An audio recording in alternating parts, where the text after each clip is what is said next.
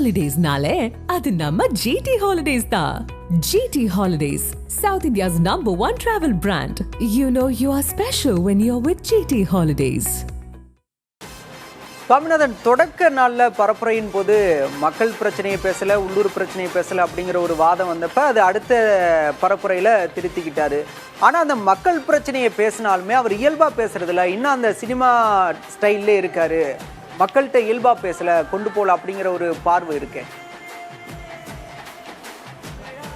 இல்லை, அதில் அவருக்கு அந்த பிரச்சனையினுடைய ஆழம் அவர் களத்தில் இறங்கி புரிந்தவர் இல்லை. நீங்கள் இன்னைக்கு காலையிலேருந்து நாம் நேரலை பார்த்தாலே தெரியும். நாமக்கல்லுக்கு முதல் முறையாக விஜய் வராரு, எங்கள் தலைவரை பார்க்க நாங்கள் காத்திருக்கோம், தளபதியை பார்க்க காத்திருக்கோம், இளம்பெண்கள்லாம் பேசுகிறாங்க. ஒரு அரசியல் தலைவர் முதல் முறையாக வருகிற பொழுது அந்த ஊரில் அவருக்கு என்னெல்லாம் பிரச்சனைகள் இருக்குன்னு கேட்குறாங்க. வியூக வகுப்பாளர் எழுதி கொடுக்குறத அவர் பேசுகிறார். நீங்கள் போன கூட்டத்திலே பார்த்தீங்கன்னா மண்ணரிப்புக்கும் மீன் அரிப்புக்குமே விஜய் அவர்கள் ரொம்ப தடுமாற்றமாக அந்த உரையில் இருந்துச்சு. என்னதான் உள்ளூர் பிரச்சனைகளை அவர் பேசினாலும் முதல்ல அந்த உள்ளூர் பிரச்சனைகளை குறித்த புரிதல் அவர் ஆழ்மனதுக்குள்ள இடம்பெறணும். அது போக போக வரும். ஏன்னா இப்போ ஒரு அரசியல் கட்சியாக அவர் ஒரு இயக்கமாக நீங்கள் குறிப்பிட்டதை போல இப்போதான் அவர் களத்துக்கு வரலையே என்றார்கள். களத்துக்கு வந்தார். களத்துக்கு வந்த உடனே வாரம் சனிக்கிழமை தான் வர்றாருங்கிற ஒரு விமர்சனம் முன்வைக்கப்பட்டுச்சு. சனிக்கிழமை தான் வராரு, உள்ளூர் பிரச்சனை பேசுறது இல்லைன்னு ஒரு விமர்சனம் வந்துச்சு. இப்போ அவர் உள்ளூர் பிரச்சனையை பேச தொடங்கியிருக்கார். இனிதான் அவருக்கு அந்த புரிதல் உருவாகுவதற்கான ஒரு காலம் எடுக்கும். இதனால் வர திரையில தான் இருந்தார். இதனால் வர அந்த இன்னைக்கு கூட அந்த நிகழ்ச்சி நடக்கிறது ஒரு KR தியேட்டர் என்பது தியேட்டருக்கு வெளியில நடக்க போகுது. இதுவரை தியேட்டருக்குள்ளதான் அவர் பேசிட்டு இருந்தார். நான் சொல்றது ஸ்கிரீனுக்குள்ள சொல்றேன். தியேட்டருக்குள்ள ஒரு 500-1000 பேர் ரசிகர்கள் முன்னாடி தான் பேசிட்டு இருந்தார். இன்னைக்கு அந்த தியேட்டருக்கு வெளியில் வந்திருக்கிறார். இனிதான் அவர் களத்துக்குள்ள போகிற பொழுது இன்னும் அவர் கொஞ்சம் மெருகேறுவார். ஏன்னா இன்னும் காலம் இருக்கு, 7-8 மாதங்கள் இருக்கு. நாம் அவரை உதாசீனப்படுத்தக்கூடிய சக்தியாக இன்னைக்கு அவர் இல்லை என்பது தெரிகிறது. ஏன்னா திரண்டிருக்கிற கூட்டம் நம்ம என்னதான் பார்த்தாலும் கூட காலையிலிருந்து காத்திருக்காங்க. இன்னொன்று மிக முக்கியமான விஷயம், அவர் பேச்சில் உள்ளூர் பிரச்சனைகளை பேசினாலும் அதில் அவர் கூடுதலாக ரொம்ப ஒரு கவனிக்கக்கூடிய அளவுக்கு பேசுகிறனாலும் விஜயை பார்க்க வேண்டும் என்பதற்காகவே ஒரு கூட்டம் வருது. இது தமிழக அரசியலில் ரொம்ப அரிதிலும் அரிதாக நடக்கக்கூடிய ஒரு நிகழ்வு. இப்போ அண்ணா அவர்களுடைய காலம் தொடங்கி ஒவ்வொருவருடைய காலத்திலும் வைகோ அவர்களுடைய உரைகளை கேட்க, சீமான் அவர்களுடைய உரைகளை கேட்கன்னு ஒரு கூட்டத்தை சமகாலத்தில் இப்போ நம்ம பார்க்குறோம். ஆனால் எம்ஜிஆர் அவர்களுக்கு இருந்ததை போன்று அவரை பார்த்தால் போதும் என்பதாக ஒரு கூட்டம் கூடுது. எம்ஜிஆர் அதை மாபெரும் மக்கள் சக்தியாக மாற்றினார். காரணம் அவர் பெரியாரோடு அண்ணாவோடு ஒவ்வொருவரோடும் அவர் பயிற்சியில் இருந்தார். அவர் எழுதி கொடுத்ததை சொல்லவில்லை, அவர் உள்ளத்தில் இருந்ததை சொன்னார். அந்த இடம் நோக்கி விஜய் நகர்ந்தால் இது ஒரு கவனிக்கக்கூடிய புள்ளியாக மாறும். அரசியல் களம் என்பது அனுபவங்களின் வழியாக கற்றுக்கொள்வது. விஜய் அவர்கள் இப்பொழுது கற்றுக்கொண்டுதான் இருக்கிறார் என்பதாக நான் இதை பார்க்குறேன். சுவாமிநாதன், நீங்கள் குறிப்பிட்டீங்க விஜய் இன்னும் கற்றுக்குவார் அப்படின்னு சொல்கிறீங்க.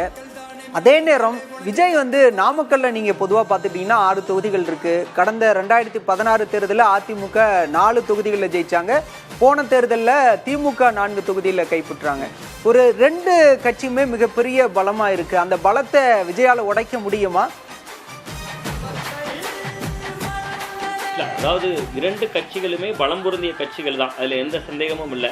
அந்த பலம் பொருந்திய கட்சிகள் அங்கே இன்னொன்று நீங்கள் அந்த பூகோள் அடிப்படையில் நம்ம பார்த்தோம்னா அங்கு கொங்கு வேளாளர் சமூகம் கொஞ்சம் அதிகமாக இருக்காங்க. அதனால தான் அங்கே கொங்கு நாடு மக்கள் தேசிய கட்சி கூட ஒரு சட்டமன்ற உறுப்பினர் இருக்கார். இது சொன்னால் மட்டும் இல்லாமல் பாராளுமன்ற உறுப்பினரும் கொங்கு மக்கள் தேசிய கட்சிக்கு தான் கடந்த தேர்தலிலேயே சீட்டு ஒதுக்கியிருந்தாங்க. இந்த முறையும் அவங்களுக்கு தான் ஒதுக்குனாங்க. அந்த கட்சி தான் அங்கே நாடாளுமன்ற உறுப்பினராகவும் இருக்காங்க.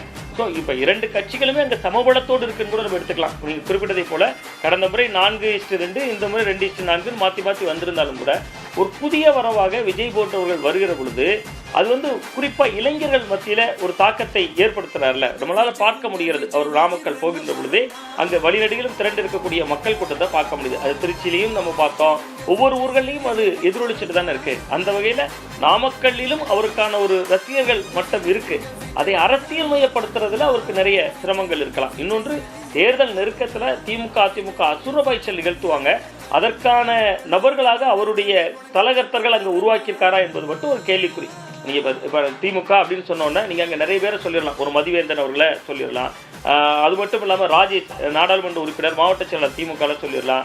அதிமுகவில் முன்னாள் அமைச்சர் அவர்களை சொல்லிடலாம். இப்படி ஒவ்வொரு கட்சியிலையும் சொல்ல முடியும். கொங்கு நாடு மக்கள் கட்சிக்கு ஒரு நாடாளுமன்ற உறுப்பினர் இருக்காரு, ஒரு MLA இருக்காரு. ஸோ விஜய் அவர்களுக்கு ஒரு கவுன்சிலர் கூட இன்னுமே அங்கே உருவாகலை. அப்போ இப்பொழுதுதான் களத்துக்கு வர்றாரு. அவர் மோதி பார்க்கிறார். இனிதான் வரக்கூடிய நாட்களில் அவருடைய செயல்பாடுகள். இன்னொன்று, நாமக்கல் பகுதியில் ஏராளமான பிரச்சனைகள் இருக்கு.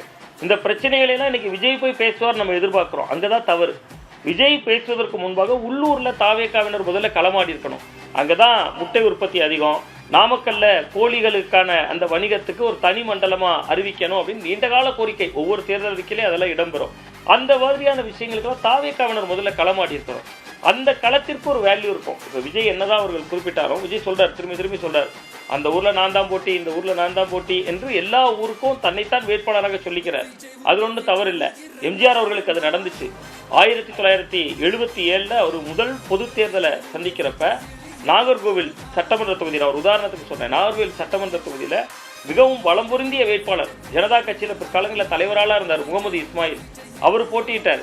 அவரை எதிர்த்து நாஞ்சில் வின்சென்ட்னு ஒருத்தருக்கு சீட்டு கொடுத்தாரு. சாதாரண டெய்லர் அவர்களோட பையன், வேற பொருளாதார பின்புலமே இல்லாதவர், ஒரு டெய்லர் அவர்களோட மகன். அது மட்டும் இல்லாம ஒரு வக்கீல், அவ்வளவுதான். அப்பதான் சென்னையில சட்டக்கல்லூரி முடிச்சுட்டு வந்திருந்தார். அவருக்கு சீட்டு கொடுத்து ஒரு பலமான வேட்பாளரை, அதாவது நன்கு அறிமுகமான வேட்பாளரை வீழ்த்தி காட்டினார். ஸோ அது களப்பணி. எம்ஜிஆர் அவர்கள் அதற்கு முன்பே அரசியலோடு அவருக்கு இருந்த தொடர்பு. நான் ஏன் இந்த இடத்துல நாகர்கோவில சொன்னா, தேசிய கட்சிகளோட கோட்டை, அங்க காங்கிரஸ், பாஜக மாதிரியான தேசிய கட்சிகள் கோலோச்சக்கூடிய பகுதி. அங்கேயே எம்ஜிஆரால் ஒரு மேஜிக்கை நிகழ்த்த முடிஞ்சிச்சு. ஸோ அப்ப இதை பொறுத்த வரைக்கும், விஜய் அவர்களை பொறுத்த வரைக்கும் நாமக்கல் அவருக்கு புதிது. ஆனா நாமக்கல் மக்களுக்கு விஜய் புதியது இல்லைல்ல. விஜயனுடைய படங்களை தியேட்டர்ல கொண்டாடுறாங்க, பாக்குறாங்க, அவருடைய வருகைக்காக இவ்வளவு உற்சாகமா காத்திருக்காங்க. ஸோ அவரால் ஒரு ஓட்டு % எடுக்க முடியும். அதை வெற்றியாக பதிவு செய்வதற்கு காலமாகலாம். ஆனால் திமுக அதிமுக இருவருக்குமே அந்த 6 சட்டமன்ற தொகுதிகளில் கொங்குநாடு மக்கள் தேசிய கட்சி உட்பட யாருடைய வெற்றி தோல்வியும் நிர்ணயிக்கக்கூடிய இடத்துல இன்னைக்கு தாவேக்காவும் ஒரு முக்கிய ரியாக்ட் பண்ணுவாங்க. காலப்போக்கில் அவர்கள் வெற்றியாளர்களாக மாறுவார்களா என்பதே அவருடைய நீடித்த நிலைத்த செயல்பாடு தான் நமக்கு உணர்த்தும். ஹாலிடேஸ்னாலே அது நம்ம ஜிடி ஹாலிடேஸ் தான். GT Holidays, South India's #1 travel brand. You know you are special when you're with GT Holidays.